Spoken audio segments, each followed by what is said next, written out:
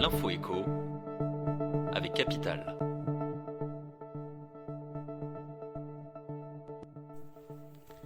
Le chiffre du jour, 50 000 €. Voici le montant maximal qu'il est possible d'emprunter dans le cadre d'un éco-prêt à taux zéro, un crédit bonifié accordé aux ménages qui engagent des travaux d'économie d'énergie dans leur logement.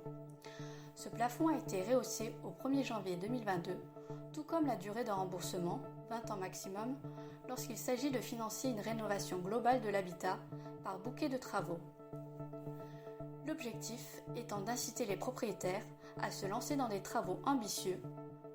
Bonne nouvelle pour eux, le cumul de cet éco-PTZ avec ma prime rénov va être simplifié à partir de juillet.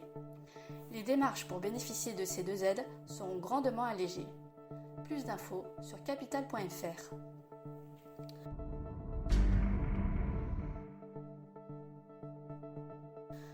Le coup de gueule du jour est poussé par les employés du hard discounter Action. Alors qu'ils sont normalement tenus au secret, les salariés de l'enseigne néerlandaise ont rapporté à Capital les situations qui les irritent le plus au quotidien.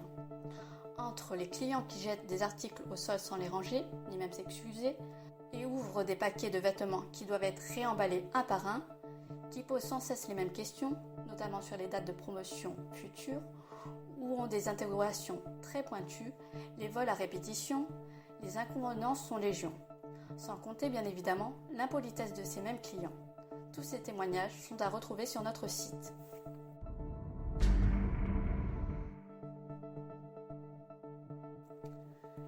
L'info pratique Capital apporte un éclairage aux familles en pleine déclaration de revenus et qui s'interrogent sur l'opportunité de rattacher ou détacher leur enfant majeur de leur foyer fiscal.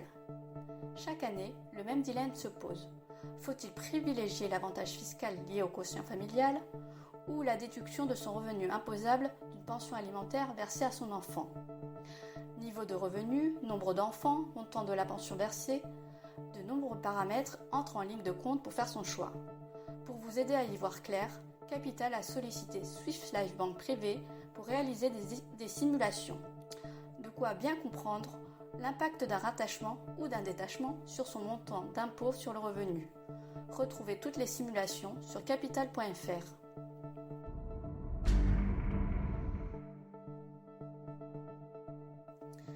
Et on termine avec la nouvelle ambition d'Elon Musk.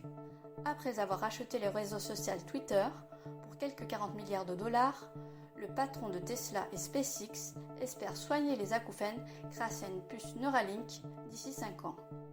C'est dans un tweet publié le 24 avril dernier que le milliardaire a annoncé vouloir révolutionner le monde des neurosciences. Cependant, les puces d'Elon Musk devront d'abord obtenir le feu vert de la FDA, le régulateur fédéral américain qui gère une partie des problématiques de santé publique. Plus de détails dans notre article. C'était l'info écho avec Capital.